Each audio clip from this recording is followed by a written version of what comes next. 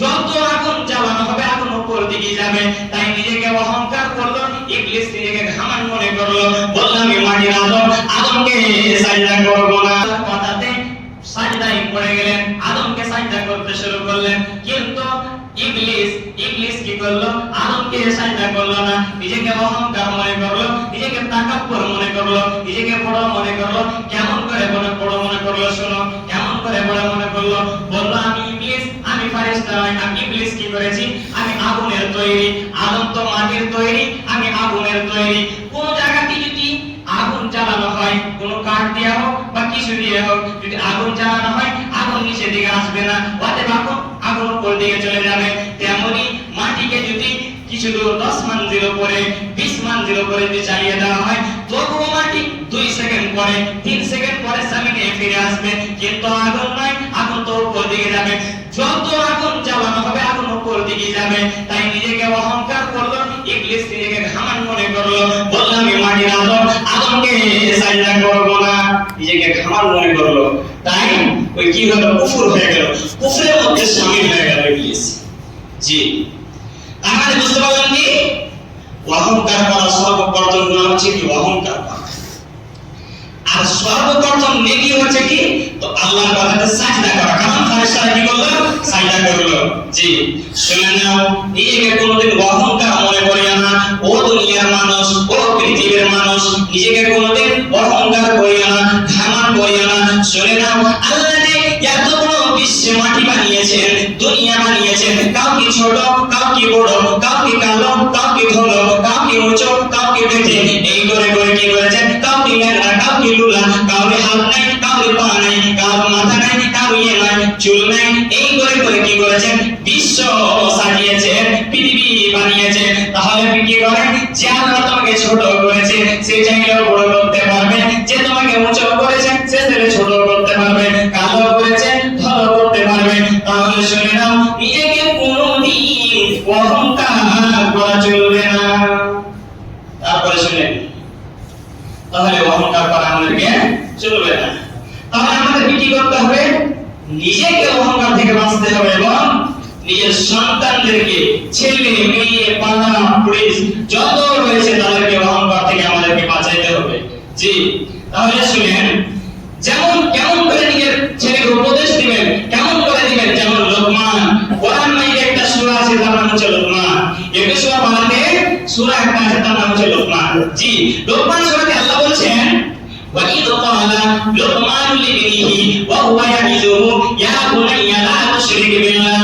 লোকমান কি করছে? তার বেটাকে আদর্শ দিচ্ছে, তার বেটাকে উপদেশ দিচ্ছে, ও বেটা আমার, ইয়া বুনাইয়া, বেটা আমার, শোনো, লা তুশরিক বিল্লাহ, তুমি যখন জমিনের বুকে বড় হয়ে যাবে, লা তুশরিক বিল্লাহ ইন্নাশ শিরকা লাযুলমুন আযীম, তুমি কি করবে?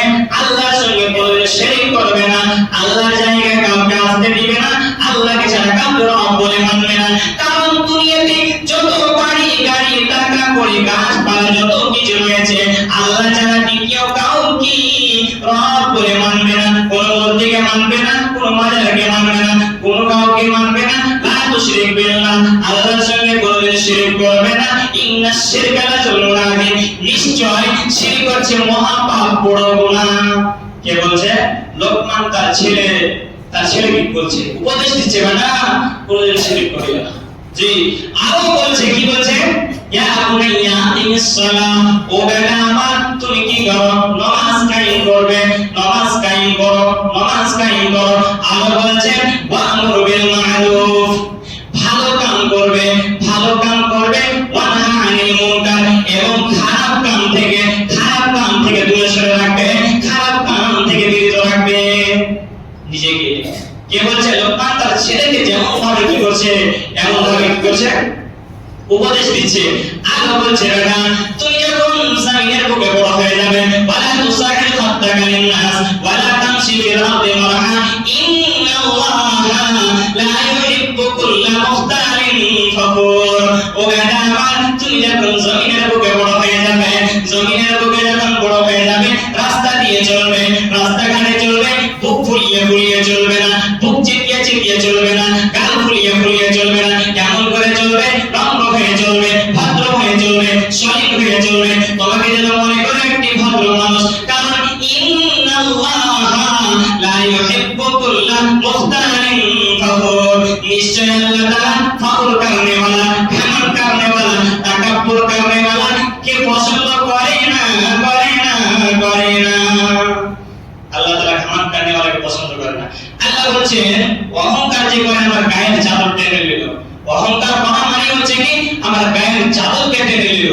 তাহলে কোন মানুষকে যদি কোন মজলিস থেকে চাদর কেটে নেওয়া হয়, কোন কাপড় কেটে নেওয়া হয়, তাহলে বরদাস্ত করবে? দুনিয়ার মানুষই বরদাস্ত করবে না। আল্লাহ কি বলছেন? অহংকার করা মানে হচ্ছে কি আমার গায়ের চাদর টেনে নিল। আল্লাহ বরদাস্ত করবে? আল্লাহ বরদাস্ত করে না। ইন্নাল্লাহ লা ইউহিব্বু কুল্লা মুখতালিন ফখুর, আল্লাহ পছন্দ করে না যে ফখর করনে वाला, কিন্তু অহংকার করনে वाला আল্লাহ পছন্দ করে না। জি, আর বলেছেন ও দুনিয়ার মানুষ, নবী হাদিসে বলে গেছেন আল মুসলিমু আকুল মুসলিম, এক মুসলমান দ্বিতীয় মুসলমানের ভাই। অতএব শুনে নাও, আল মুসলিমু মান সালিমাল মুসলিমুনা মিন লিসানি ওয়া ইয়াদি, মুসলমান মুসলমান হতে পারে না কে মুসলমান? আল্লাহ নবী সাহাবাদেরকে বললেন ওয়াল্লাহু লা ইউমিনু, ওয়াল্লাহু লা ইউমিনু, ওয়াল্লাহু লা ইউমিনু, আল্লাহর কসম সে মুমিন হতে পারে না, সে মুমিন হতে পারে না, আল্লাহর কসম সে মুমিন হতে পারে না। কে মুমিন হতে পারে না? আল মুসলিমু মান সালিমাল মুসলিমুনা মিন লিসানি ওয়া ইয়াদি, মুসলমান হতে পারে না, পারে না যে দুনিয়ার বুকে, জমিনের বুকে যার হাতের দ্বারা দিয়ে মানুষ কষ্ট পায়, জবানের দ্বারা দিয়ে মানুষ কষ্ট পায়, জিহ্বার দ্বারা দিয়ে মানুষ কষ্ট পায়, নিজের কোনদিন পরিপূর্ণভাবে পরিপূর্ণভাবে মুমিন হতে পারে না।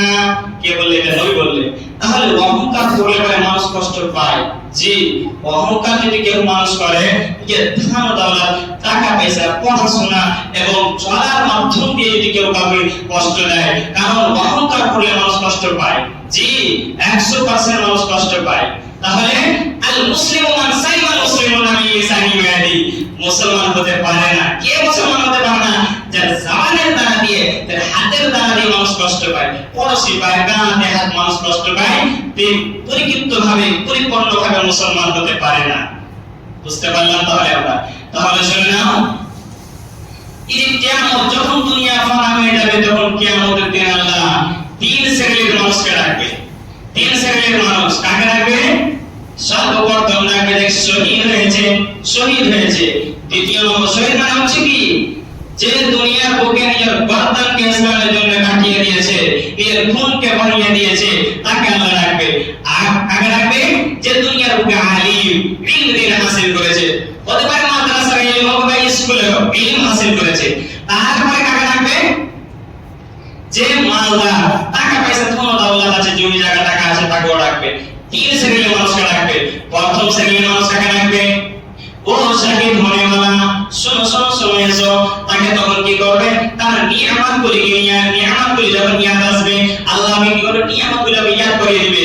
কেমন করে ইয়াদ করে? ইয়াদ করবে কিন্তু দুনিয়াতে কি করলি, কোন দেশ শহীদ হলি, কোন কি করলি, সব কিছু আল্লাহ ইয়াদ করবে। তখন ইয়াদ করবে আল্লাহ, আমি বড় হলো, তোমার দিনের বারে শিখলো, তোমার দিনের বারে জানলো, তারপরে কি করলো? ওই ইন্ডিয়াতে, পাকিস্তানে লড়াই হলো, ফিলিস্তিনে লড়াই হচ্ছিল, ওই লড়াই করতে আমি শহীদ হয়ে গেছি, আমার নিজের গর্দানকে কাটিয়ে দিয়েছি, তোমার ইসলামের জন্য বহু পরিশ্রম করেছি। তাই আল্লাহ আমার কি এইগুলো আল্লাহ যখন নিয়ামত দিলেন, আল্লাহ কি বলবে? গাদাবতা, তুমি ঝুঠা কথা বলছো, তুমি মিথ্যা কথা বলছো। তখন আল্লাহ বলবে, আল্লাহ এগুলো আমি করেছি। তখন আল্লাহ বলবে, তুমি শহীদ হয়েছে বটে সাহি, তুমি কি করেছো? তুমি জমিনের বুকে কি করেছো? গর্দান কাটিয়েছো বটে, তুমি সবকিছু সঠিক, কিন্তু তোমার নিয়ত ঠিক ছিল না। তোমার নিয়তে কোথায় ছিল? তোমার নিয়ত ঠিক ছিল না, তোমার নিয়ত ভালো ছিল না। কারণ আল্লাহ বলছেন, আল্লাহ নবী হাদিসে বলছেন, ইন্নাল্লাহা লা ইয়ানজুরু ইলা সুওয়ারিকুম ওয়া আমওয়ালিকুম ওয়ালাকিন ইয়ানালুহু তাকওয়া ওয়ালাকিন ইয়ানজুরু ইলা কুলুবিকুম ওয়া আ'মালিকুম। আল্লাহ তাআলা মানুষের চেহারা দেখে না, আল্লাহ তাআলা মানুষের উচ্চতা দেখে না, আল্লাহ তাআলা মানুষের নিশাগুলি দেখে না, দাড়ি দেখে না, টুপি দেখে না, শরীর মোটা দেখে না, পাতলা দেখে না। কি দেখছে আল্লাহ তাআলা? তোমার নিয়তকে দেখছে। ওয়ালাকিন ইয়ানজুরু ইলা কুলুবিকুম ওয়া আ'মালিকুম, তোমার নিয়তটাকে দেখছে, তোমার কুলুব নিয়তটাকে দেখছে, তোমার খুলুস নিয়তকে দেখছে, তোমার নিয়তটা কেমন ছিল। আল্লাহ বলবে, তুমি শহীদ হয়েছো, শহীদ, মিথ্যা কথা নাই, কিন্তু শুনে নাও, তোমার নিয়ত ঠিক ছিল না। কারণ তুমি এই জন্য শহীদ হয়েছো কি তোমাকে যেন মানুষরা তোমাকে যেন শক্তিশালী বলে, তোমাকে যেন মানুষ যেন শক্তিশালী বলে। ওই খালা মানুষ তো শহীদ হয়েছে, ভালো মানুষ ছিল, দিনের জন্য শহীদ হয়ে গেল। তোমাকে যেন মানুষ বডি বিল্ডার কহে, এই জন্য তুমি শহীদ হয়েছো, তোমার নিয়ত ছিল এটা। এদিকে তখন আল্লাহ বলল ফেরেশতারা, ও ফেরেশতারা শোনো শোনো, এই মানুষকে এই ওস্তাদিটাকে এই মানুষ তো শহীদ হয়েছিল, একে কি করো তুমি মুখের ভয়ে ছেঁচড়ে দিয়ে জাহান্নামে ফেলে দাও। আল্লাহ তো বলতে পারতেন ফেরেশতাদেরকে, এ ফেরেশতারা একে কি করো ধরে নিয়ে জাহান্নামে ফেলে দাও। এটা কথা না বলে কি বললে, একে ছেঁচড়ে দিয়ে জাহান্নামে যাও। তার মানে কি বুঝতে পারলেন? তার মানে এরকমই সাজা আল্লাহ তাআলা এরকম সাজাকে নাফিজ করে রেখেছেন। তাহলে দ্বিতীয় নম্বরে থাকবে কাকে? যে আলিম। আলিম যার কাছে ইলম আছে, মানে কি মাদ্রাসায় পড়াশোনা করলে, স্কুল ইউনিভার্সিটিতে পড়াশোনা করেছেন তিনি আলিম, তার কাছে ইলম আছে। এই 10 বছর 20 বছর ধরে ইলম হাসিল করেছেন, তাকে আল্লাহ রাখবেন, তার নিয়ামতগুলি আল্লাহকে দিয়ে। সঠিক বলেছো, তুমি তো মিথ্যা কথা নাই, কিন্তু তোমার নিয়ত ঠিক ছিল না। কাদাবতা, তুমিও ছোটা কথা বলছো, তুমি কামগুলি করেছো বটে সহি, তুমি মসজিদ গিয়েছো সহি, নামাজ পড়ার কথা বলেছো সহি, মাদ্রাসাতে কাম করেছো, মাদ্রাসাতে বাচ্চাদেরকে শিক্ষা দিয়েছো সঠিক, কিন্তু তোমার নিয়ত ঠিক ছিল না। কাদাবতা, তুমিও ছোটা কথা বলছো। আল্লাহ তখন ফেরেশতাদেরকে বলবে, ও ফেরেশতারা তুমি কি করো, একেও মুখের উপরে ছেঁচড়ে দিয়ে জাহান্নামে ফেলে দাও। তাহলে কি বুঝতে পারলাম কি আল্লাহ তাআলা যে এরকম নিয়ত যদি নিজের নাম কেনার জন্য নিজেকে যদি ইলম পৌঁছায় মানুষকে, তাহলে ওকে আল্লাহ কি করবে, ছেঁচড়ে দিয়ে জাহান্নামে ফেলে দিবে। তিন নম্বর শ্রেণীর মানুষ কাকে রাখবে? তৃতীয় শ্রেণীর মানুষ হচ্ছে কি মালদার, যার কাছে টাকা পয়সা আছে, ধন দৌলত জমি আছে। কোন দুনিয়াতে এরকম মানুষ আছে কাছে জমি বেশি তো কারোর কাছে টাকা কম, কারোর কাছে টাকা বেশি তো জমি কম। এরকম ভাবে দুনিয়াতে অনেক বহু মানুষ দেখলাম, অনেক হাতে পড়াশোনা করার পরে মানুষ দেখলাম কারোর কাছে জমি বেশি তো টাকা নাই, মানে জমি বেচে না, মানে কি করছে দিয়ে গাঞ্জুসি মনে করছে। আর কারোর কাছে দেখছি টাকা বেশি তো জমি নাই, কিনে নাকি টাকা থুবো জমিয়ে, এরকম হিসাবে। তাহলে বুঝতে গেলাম কি মালদার, এক কথা কি মালদার, চাইলে 10,000 টাকা চাই 20,000 টাকা মালদার মানুষকে রাখবে। তখন বলবে, ও মালদার মানুষ, তোমাকে আমি দুনিয়ার বুকে জমিনের বুকে কি দিয়েছিলাম? বড় বড় বিল্ডিং দিয়েছিলাম, টাকা দিয়েছিলাম, জমিন দিয়েছিলাম, তুমি কি করেছো? এগুলিকে কোথায় খরচা করেছো? কি করেছো? কার রাস্তাতে দিয়েছো? তখন বলবে, হে আল্লাহ, তুমি তো আমাকে বহু বহু মাল দিয়েছিলেন, অনেক মাল দিয়েছিলেন, আমি কি করেছি?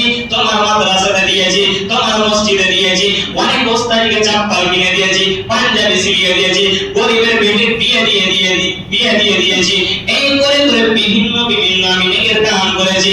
আল্লাহ বলবেন, কাদাবতা, তুমিও মিথ্যা কথা বলছো, তুমিও দান করেছো সঠিক, তুমিও দান করেছো বটে সঠিক। দেখো তুমি মাদ্রাসাতে দিয়েছো সঠিক, মসজিদে দিয়েছো সঠিক, এগুলি সবগুলি মিথ্যা নয়, কিন্তু তোমার নিয়ত মিথ্যা হয়েছে। নিয়ত যেটা, কাদাবতা, তুমিও যেটা কথা বলছো। তখন ফেরেশতাদেরকে কি করবে? ফেরেশতাদেরকে অর্ডার করবে, ও ফেরেশতারা, তুমি কি করো? একে নিয়ে যাও, মুখের উপরে জাহান্নাম নিয়ে চলে যাও। তাহলে আমরা বুঝতে পারলাম অনেক কথা থেকে কি অহংকার করা আমাদেরকে চলবে না, নিজেকে ঘমন্ড মনে করা চলবে না। নিজেকে আল্লাহ যে যাকে বড় করেছে চাইলে ছোট করতে পারবে, যাকে ছোট করেছে চাইলে বড় করতে পারবে, যাকে ভালো করেছে কালো করতে পারবে। আল্লাহই বানিয়েছে, আল্লাহ যদি সবাইকে দুনিয়াতে একসঙ্গে বানিয়ে দিত তাহলে দুনিয়াতে ফাসাদ হতো না, দুনিয়াতে কিছু হতো না। কারণ আল্লাহ তো দুনিয়ার এক্সামে পাঠাচ্ছে, কেউ মেহনত করবে তো পাস হবে। আমরা তো সোজা কেউ মেট্রিকের পরীক্ষা দিচ্ছি, তুই যদি আগে জানা নাই কে কে সওয়াল আসবে তো সবাই তো পাসই হবে। তার মানে কি ইমতিহান মানে কি, এক্সাম মানে হচ্ছে কি তোমার জানবে তোমার ভিতরে কতখানি আছে। জি, তাহলে যখন যে মেহনত করবে না, খালি আল্লাহর কাছে 12টা থেকে চাইবে, আল্লাহ তাহাজ্জুদ পড়া চাইবে, ইয়া আল্লাহ আগে তুমি মাওলানা এই আলহামদুলিল্লাহ পরীক্ষাতে পাস হবে না। কারণ এতে পড়িতে হবে, দোয়াও করতে হবে, তাহলে পরে পাস হতে পারবে। আমরা দিয়ে বলছি মুসলমান নামাজ পড়লে মুসলমান হবে না। নামাজও পড়তে হবে, রোজাও করতে হবে, আল্লাহর সেই কথাগুলি মেনে চলতে হবে, নবীর কথাগুলি মেনে চলতে হবে, তাহলে পরে আমরা কি করব? জান্নাত যেতে পাবো। জি, পরিশ্রম করলে জান্নাত যাওয়া যাবে। তাহলে এখান থেকে আমরা বক্তব্য এটি করছি। তো আল্লাহ রাব্বুল আলামিনের কাছে দোয়া কি আল্লাহ তাআলা আমাদেরকে বুঝার জন্য তৌফিক দান করে, আমিন। এবং আমাদেরকে অহংকার থেকে দূরে সরিয়ে রাখে, আমিন। ওয়া আখির দাওয়ানা আলহামদুলিল্লাহি রাব্বিল আলামিন। أعوذ بالله من الشيطان الرجيم بسم الله الرحمن الرحيم يا أيها الذين آمنوا إذا نودي للصلاة من يوم الجمعة فاسعوا إلى ذكر الله وذروا البيع ذلكم خير لكم إن كنتم تعلمون فإذا قضيت الصلاة فانتشروا في الأرض وابتغوا من فضل الله واذكروا الله كثيرا لعلكم تفلحون وإذا رأوا تجارة أو لهوا انفضوا إليها وتركوك قائما قل ما عند الله خير من اللهو ومن التجارة والله خير الرازقين اللهم صل على محمد وعلى آل محمد كما صليت على إبراهيم وعلى آل إبراهيم إنك حميد مجيد اللهم بارك على محمد وعلى آل محمد كما باركت على إبراهيم وعلى آل إبراهيم إنك